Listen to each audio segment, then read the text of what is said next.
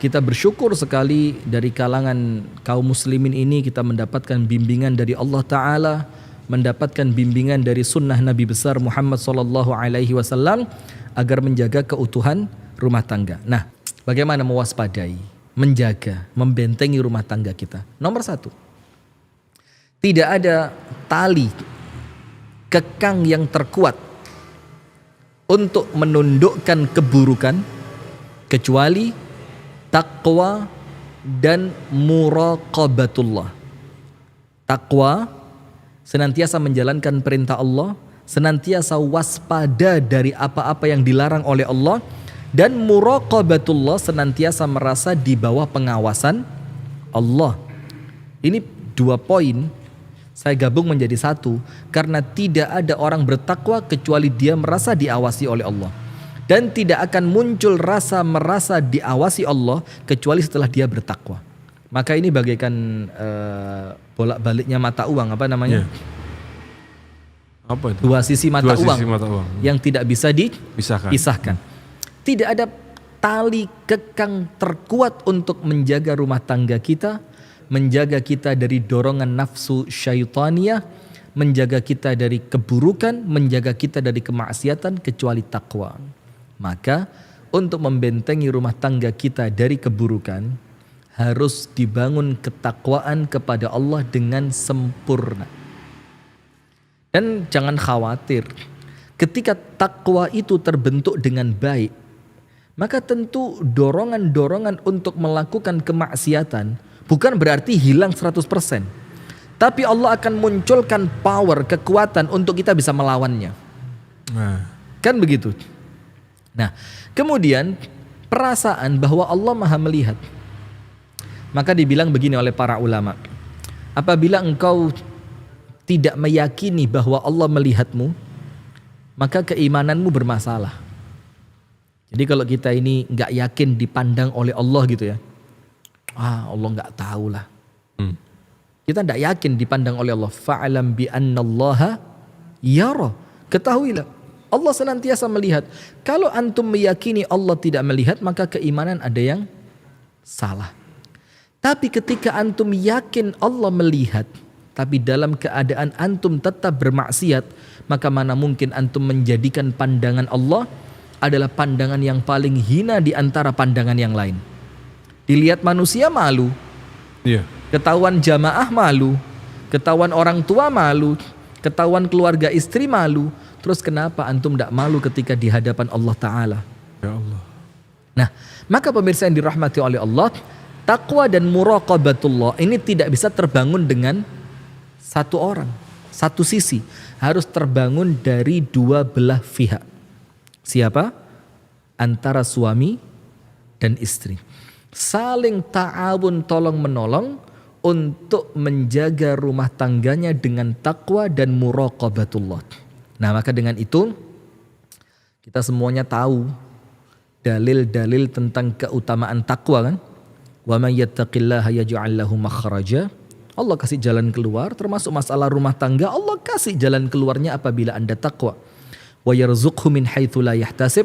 Allah kasih rezeki yang tidak disangka, bahkan termasuk makna rezeki itu perasaan cukup dengan istrinya. Merasa puas dengan pasangannya, itu rezeki bukan? Rezeki. Wa may yattaqillaha yaj'al lahu min amrihi yusra, dan semua urusan yang dia hadapi oleh Allah dibikin mudah. Nah ini Ustaz yang juga perlu kita mungkin ingatkan juga kepada kita semua ya. Iya. Bahwa orang seringkali ketika berdoa tuh Ustaz, yang enggak pernah ketinggalan tuh Ustaz, itu doa pengen kaya Ustaz. Cukupkan aku rezekiku, perbanyak ini ya, soalnya aku mau bersedekah, maksudnya ya bagus. Cuma itu yang nggak pernah ketinggalan, tapi yang sering ketinggalan itu mendoakan keluarga-keluarganya. Kan jarang orang berdoa, ya Allah aku ingin harmonis. Betul. Itu kan sering terlupa gitu loh. Ini pengingat ya, pengingat untuk kita semua. Jadi kita ini kadang-kadang mintanya kepada Allah itu kalau kita bandingkan antara permintaan dunia dan akhirat, itu jauh porsinya lebih banyak kita minta dunia. Sehat, panjang umur, kaya raya, kerjaan lancar, utang lunas, Kok nampaknya dunia terus, padahal Allah kasih kita dunia itu cukup bahkan lebih. Sementara akhirat yang belum Allah jamin, kenapa tidak minta? Termasuk seperti yang Al-Akh Abu Shanum sampaikan, kenapa kita nggak doain keluarga kita? Kita doain istri kita doakan suami kita doakan orang tua kita, mertua kita, kakak kita, ipar kita. Kenapa luput dari doa kita? Padahal doa bidzahril ghaib. Apa bidzahril ghaib itu? Ketika yang didoakan itu tidak tahu kalau dia didoakan, itu mustajab. Kemudian di atas kepala ini ada malaikat yang mengatakan Allahumma amin walaka bimithl. Ya Allah, kabulkan doanya dan berikan untuknya yang semisal dengan apa yang dia minta untuk saudaranya. Nah, maka itu poin pertama. Jadi ingat, bagaimana membentengi rumah tangga kita, tidak ada cara lain kecuali dengan takwa dan merasa diawasi oleh Allah Subhanahu wa ta'ala. Alam ya'lam bi annallaha yara. Tidakkah mereka tahu bahwasannya Allah senantiasa mengawasinya? Maka kita mohon maaf sekali kepada Allah, kita mohon ampun, kita beristighfar ya. Maka salah satu doa kita itu apa? Allahumma la taj'alni 'indan nasi kabiran wa 'indaka saghira. Ya Allah, jangan engkau jadikan kami di mata manusia itu besar, tapi di matamu kami kecil ya Allah. Itu kita minta ampun kepada Allah, dan kita minta sama Allah agar senantiasa Allah tutup.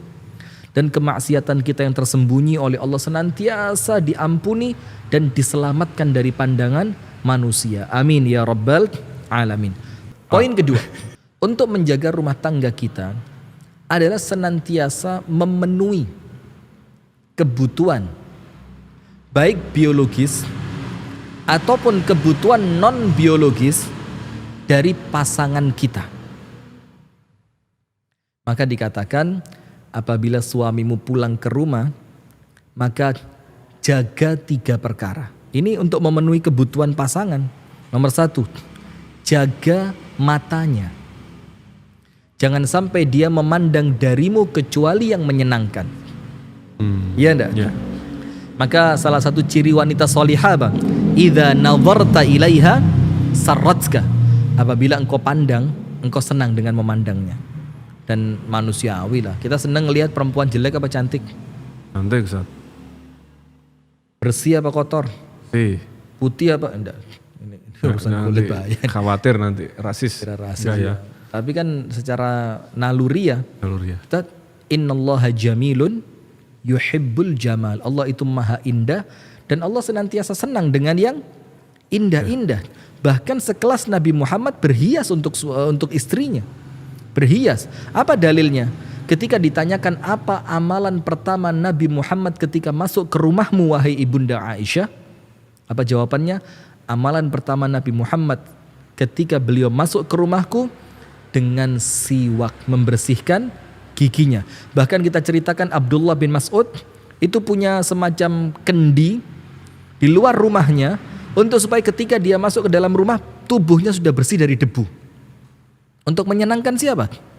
Istrinya. Nah, maka untuk para istri dan tentu harus adil ya, para suami juga. Jaga suamimu di 3 hal ini. Jaga matanya. Jangan sampai dia melihat darimu kecuali kebaikan. Sesuatu yang menyenangkan. Dan ini akan tentu salah satu bentuk membentengi rumah tangga dari munculnya siapa? Orang ketiga. Yang kedua, jaga perutnya. Apa yang dimaksud dengan jaga perutnya ini? Jaga jangan sampai dia lapar. Bahkan disebutkan dalam salah satu kisah salaf, seorang suami setelah menikah dengan istrinya mengatakan, La taqrabannani. Jangan dulu kamu mendekati aku. Ceritakan sama aku apa yang bikin kamu ridho supaya aku lakukan. Ceritakan kepadaku apa yang bikin kamu marah supaya aku tinggalkan. Dan ceritakan kepadaku apa makanan kesukaanmu, aku akan berlatih untuk memasaknya. Coba jaga perutnya. Yang ketiga, jaga waktu istirahatnya. Coba, siapa di antara kita yang enak-enaknya tidur dalam keadaan posisi fisik sedang capek, Kemudian kita tidur, ternyata anak-anak rame. Waduh, ini biasa kalau laki-laki yang kurang bisa mengontrol emosi, itu akan bisa menjadi masalah besar. Iya. Dia akan mencari ketenangan, tapi ternyata ketenangan itu tidak dia dapatkan di rumahnya. Nah, maka poin kedua, pemirsa yang dirahmati oleh Allah Subhanahu wa taala, adalah senantiasa memenuhi kewajiban Anda yang itu merupakan hak pasangan. Bahkan dalam bahasa yang sering kita ulang-ulang, membangun komunikasi yang positif. Iya. Tanya, kamu senengnya kalau di rumah aku pakai baju apa sih? Terus suami juga tanya, kamu senengnya kalau aku pulang ke rumah, itu aku harus ngapain sih? Supaya kebutuhan-kebutuhan dasar manusia, butuh diperhatikan, butuh disayangi, butuh kemudian dianggap penting, itu penting sekali loh. Iya. Jadi dianggap penting, artinya ngomong aja, karena salah satu kebutuhan dasar manusia itu ketika dia dianggap penting di rumah itu. Istri dianggap penting keberadaannya, suami dianggap penting keberadaannya, karena boleh jadi munculnya orang ketiga ini karena orang ketiga itu begitu menganggap penting pasangan Anda. Wah. Ada masalah yang ditelepon pasangan Anda. Ya. Dia butuh masukan, dia minta masukan ke pasangan Anda. Dia lagi bahagia, dia berbagi kebahagiaannya dengan pasangan Anda. Jadi orang ini betul-betul dianggap penting. Dan orang mana yang gak seneng dianggap penting? Minimal di rumah tangga kita, keberadaan kita itu dianggap apa? Penting. Nah, maka poin kedua, senantiasa penuhi kebutuhan-kebutuhan itu. Bagaimana memenuhinya? Ya tentu dengan pertanyaan, sampai kemudian seorang istri itu menganggap keberadaan suaminya begitu penting. Aku kalau kamu datang, udah urusan kerjaan di luar itu nomor 2, kamu nomor 1. Loh, coba. Kalau kamu datang, udahlah, saya nggak mau kemana-mana, handphone saya matiin karena kamu jauh lebih penting dibanding handphone saya. Coba. Apa dalilnya? Rasulullah menceritakan tentang wanita penghuni surga kan? Al-a'udu ala zaujiha, yang senantiasa mendekat kepada suaminya, yang senantiasa butuh kepada suaminya, yang senantiasa menempel dengan suaminya. Apa artinya?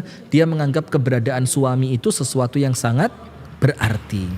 Kemudian yang ketiga, poin pertama, takwa dan muraqabah, merasa diawasi oleh Allah. Poin kedua, penuhi hak-hak pasangan Anda. Bagaimana caranya? Dengan banyak berkomunikasi. Bahkan sampai pun Nabi besar Muhammad antum baca. Enggak. Sampai pun Nabi besar Muhammad sallallahu alaihi wa alihi wa sahbihi wasallam itu mengetahui istrinya, apa yang diinginkannya, apa yang dimaksudkan oleh istrinya, itu sekedar dari parfum yang digunakan oleh istrinya. Bayangin, bagaimana ceritanya? Jadi suatu hari, waktunya Rasulullah Shallallahu Alaihi Wasallam pindah dari rumah ibunda Aisyah ke rumah istri yang lain, ke rumahnya Hafsah radhiyallahu taala an azwajin Nabi Shallallahu Alaihi Wasallam ummahatil mukminin. Amin. Sudah, ternyata ketika waktunya Rasulullah pindah ke rumah Hafsah, itu ibunda Aisyah menggunakan parfum yang parfum itu digunakan untuk nyambut Rasulullah, bukan untuk perpisahan dengan Rasulullah ketika mau pindah ke rumah istri yang lain. Rasulullah tanya, Aisyah, jangan macam-macam. Ini malamnya Hafsah. Tapi kenapa parfum itu yang engkau gunakan? Bayangin, sekedar aroma parfum Rasulullah ngerti ini maksudnya apa. Keren ya. Itu kan komunikasi dengan baik. Nah, poin ketiga sebelum doa ya. Jadi doa itu poin terakhir. Walaupun bukan kemudian kita menganggap remeh doa ya. Poin ketiga pemirsa, membentuk komunitas yang positif. Jadi komunitas ini pentingnya luar biasa. Apabila kita terbiasa dengan komunitas, yang kemudian komunitas itu senantiasa bercampur antara laki dan perempuan yang bukan mahram, bahkan kesannya sudah biasa. Ini berbahaya. Bahkan Amirul Mukminin Umar bin Al-Khattab radhiyallahu taala anhu wa ardahu itu mengatakan di dalam ucapannya, jangan menikahi seorang perempuan yang gampang akrab dengan laki-laki. Tidak boleh. Kenapa? Yaitu tadi, rentan memunculkan atau mengundang datangnya orang ketiga. Maka menurut Umar radhiyallahu taala anhu, lebih bagus kamu nikah dengan perempuan yang gak gaul. Jadi seorang istri yang kesannya lebih senang di rumah, seorang istri yang gak gampang akrab dengan laki-laki yang bukan mahram, seorang istri yang kemudian senantiasa menjaga pergaulan, dia gak nyaman dengan laki-laki, dengan pandangan laki-laki yang bukan mahram, ini anugerah. Maka membentuk pergaulan ini penting. Sampai Rasulullah SAW mengingatkan dengan sangat tegas, Al-mar'u ala dini khalilihi. Keadaan seseorang itu tergantung siapa yang dia kumpuli. Iya kan? Kalau kumpulannya ibu-ibu yang senengannya arisan, yo katut suka arisan. Kalau kumpulannya ibu-ibu yang kesukaannya shopping, yo ikut-ikutan shopping. Kalau kumpulannya ibu-ibu yang senengannya gosip, yo ikut gosip. Kalau kumpulannya laki-laki yang suka judi, yo katut lama-lama berjudi. Kalau kesenangannya kumpul laki-laki yang suka, na'udzubillah min syarri dzalik, nyanyi-nyanyi di karaoke, yo akan keikut dengan gaya semacam itu karena Anda yang mengantarkan Anda ingin seperti apa. Nah, poin terakhir, doa. Jangan sekalipun meremehkan kekuatan doa. Ketika Anda meremehkan kekuatan doa, ada kesan Anda meremehkan kemampuan Allah. Bahkan sampai pun An-Nabi SAW mengisyaratkan, Udu'ullah wa antum muqinuna bil ijabah. Doalah, mintalah, berharaplah, bermohonlah kepada Allah dalam keadaan kalian harus yakin sama Allah pasti dikabulkan. Yakin Allah bisa, yakin Allah pasti memberi. Doa, ya Allah jagalah suamiku, ya Allah jagalah istriku, ya Allah selamatkan rumah tanggaku, ya Allahu ya Rahmanu ya Rahim, berikan kecukupan pandangan yang indah dari suamiku hanya untukku, dan sebaliknya. Wallahu ta'ala a'lam bissawab. Maka salah satunya banyak berdoa.